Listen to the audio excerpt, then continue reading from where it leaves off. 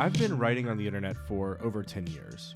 Most of that writing is gone. It was on old blogs that don't exist anymore, thank goodness, or it is buried deep in the archives of publications that turn out multiple articles per day. But for most of the time that I've been writing, I didn't have any strategy in mind. In the early days, I'd make a simple Squarespace blog and write whatever came to mind. The process for bigger publications was similar. I'd have a thought that I wanted an audience to know about. I'd submit a pitch, hope it'd be accepted, and then write the piece. There's nothing wrong with this approach, but it falls short in its ability to serve a single helpful idea and share it with the world. If you want an idea to grow beyond yourself, it takes a good deal of nurturing.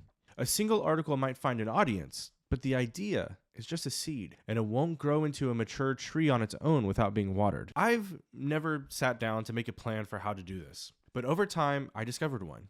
And it was only in hindsight that I realized what I stumbled into and how it worked. If you are a writer or you want to be one, and you have an idea that you want to nurture, here is what I recommend you do. Picture your idea as a seed that needs to grow.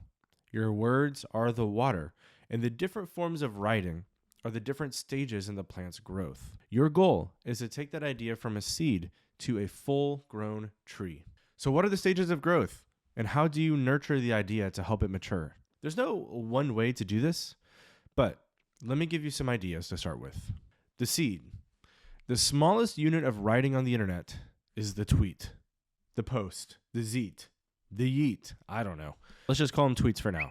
Tweets are where the seeds of ideas are planted. There are many frustrating things about Twitter, but one thing it is great for is working out the seeds of ideas in public. Being able to have a thought, test it out, see if it lands or doesn't land, get helpful feedback if the people who follow you are helpful, of course.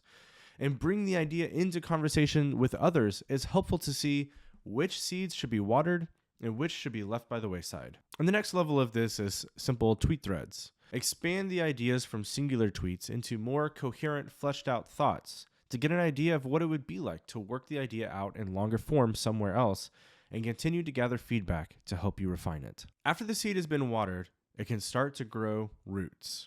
The roots of an idea are a personal newsletter where the idea is further explored in small ways from many different angles. For starters, just as roots split off in every direction and some roots are big and some are small, a newsletter lets you go in any direction you like while still centering around the main idea. You can publish as much as you want, whenever you want, and go down any rabbit trail that you think is helpful. This allows people who are interested in the topic to go down the rabbit trails with you and explore every nook and cranny of the idea. A personal newsletter is also the root because it holds you in place.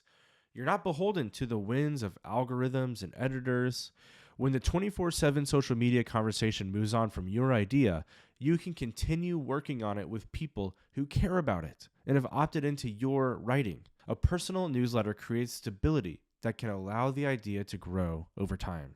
From the watered seed of the idea and the sturdy root system that is developed, the tree trunk can start to grow. The trunk is the first part of the tree that is visible to people who are just passing by and weren't looking for you in the first place. The trunk is long-form articles published at established publications. Larger publications help get your idea in front of audiences who have never heard of you before, and they trust the publication more than the individual writers who write for them like you or me.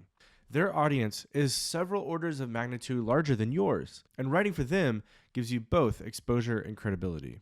When published in a larger publication, the chances of your article getting passed around from person to person are far greater than for anything you write for your newsletter. But because you have done the work of planting seeds on a site like Twitter and building a root system with your newsletter, when people discover you through your article, they have a place to find more of your writing and stick with you over the long haul. Once you've established your root system, it's a good practice to set a personal goal of pitching a certain number of articles to different publishers on a schedule. Maybe that's one article per month or one per quarter, but these articles should be some of your more thoughtful and fleshed out material, since they're intended for the largest audience and will be for an established publication. Sometimes you will just have to make a cold pitch through the publication's website. But Twitter is also a great way to build relationships with editors. These 3 steps, tweets, newsletters, and published articles, create a feedback loop that helps your idea grow through writing on the internet. Just doing this is going to go a long way to growing your ideas. After this, the only thing left to do is to leave the internet.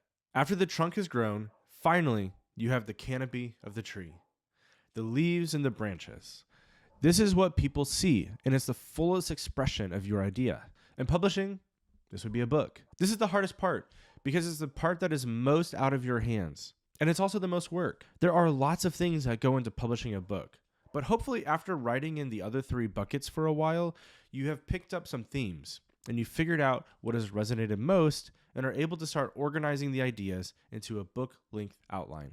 Personally, I've only written 1 book and it's still in the editing phase right now. But here is how I thought through outlining it. I had one big idea that was the backbone of the whole book. And that one big idea contained about 13 other smaller ideas that explained that idea. And those 13 ideas were the chapters of the book.